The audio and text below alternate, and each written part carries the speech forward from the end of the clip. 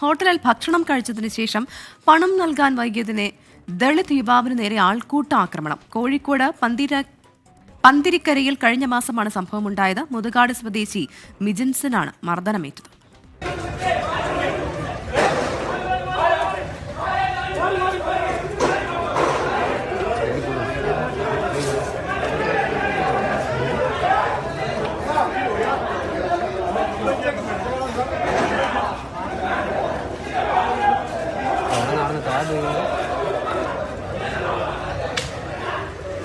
കഴിഞ്ഞ 26-ാം തീയതി ഏകദേശം 5:30 മണിക്ക് മാർക്ക് ഹോട്ടലിൽ നിന്ന് ഭക്ഷണം കഴിച്ച് കഴിയാൻ നേരത്തെ എനിക്കൊരു ഫോൺ വന്നേരം ആ ഫോൺ സംസാരിച്ചുകൊണ്ട് പുറത്തേക്ക് ഇറങ്ങി ഒരു 15 മീറ്റർ ദൂരം പോയാലോ അടുത്തൊരു സ്റ്റാഫ് വന്ന് എന്നോട് പറഞ്ഞ് പൈസ കൊടുത്തില്ല. ഞാൻ പറഞ്ഞു മറന്നുപോയതാണ്, ഫോണിലായിപ്പോയി എന്ന് പറഞ്ഞ് തിരിച്ച് പൈസ കൊടുക്കാൻ മാർക്ക് ഹോട്ടലിലേക്ക്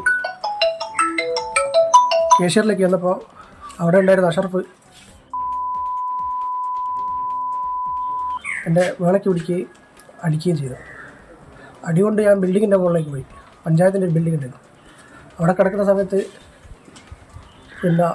കുറേ ആളുകൾ കൂട്ടമായി വന്നു. അഷറഫിൻ്റെ മകൻ മമ്മു, അങ്ങനെ കണ്ടാലറിയുന്ന കുറേ ആളുകൾ പട്ടിക കഷൊക്കെ ആയിട്ട് വന്ന് അവിടെ ഇട്ട് അടിക്കുകയും ചെയ്തു. അഭിജിത്ത് മുഴക്കുന്നാണ് കോഴിക്കോട് നിന്ന് വിവരങ്ങളുമായി ചേരുന്നത്. അഭിജിത്ത്, പൈസ കൊടുക്കില്ല എന്നല്ല, കൊടുക്കാൻ വൈകി എന്ന് പറഞ്ഞിട്ടാണ് ഇത്തരത്തിൽ മർദ്ദനമെന്നാണ് മനസ്സിലാക്കുന്നത്. ഈ ആൾക്കൂട്ട മർദ്ദനത്തിലേക്കൊക്കെ പോയത് എന്തുകൊണ്ടാണ്? എന്താണ് മനസ്സിലാക്കാൻ സാധിക്കുന്നത്?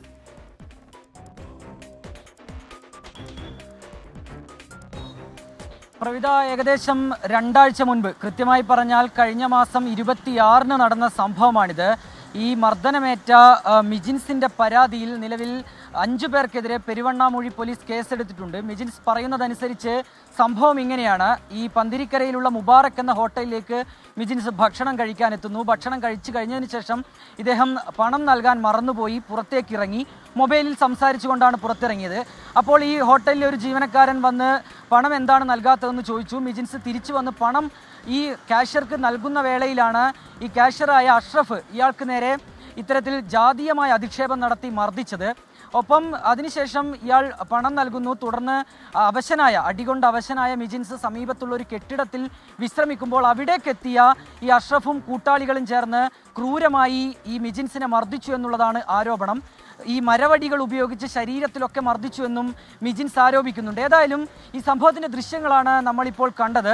അതിനുശേഷം ഇദ്ദേഹം നൽകിയ പരാതിയിൽ നിലവിൽ പെരുവണ്ണാമൂഴി പോലീസ് SC/ST ആക്ട് പ്രകാരം SC/ST വകുപ്പ് പ്രകാരം ഒക്കെ കേസ് എടുത്തിട്ടുണ്ട്.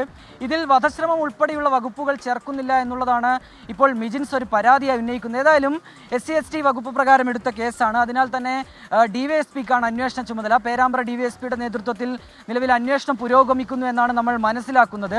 ഈ പ്രദേശത്തെത്തി കഴിഞ്ഞ ദിവസം പേരാമ്പ്ര DYSP ഒരു അന്വേഷണം നടത്തുകയൊക്കെ ചെയ്തിട്ടുണ്ട്. ഏതായാലും സംഭവത്തിൽ 5 പേർക്കെതിരെ പെരുവണ്ണാമൂഴി പോലീസ് കേസെടുത്തിട്ടുണ്ട്. അന്വേഷണം പുരോഗമിക്കുകയും ചെയ്യുന്നുണ്ട്.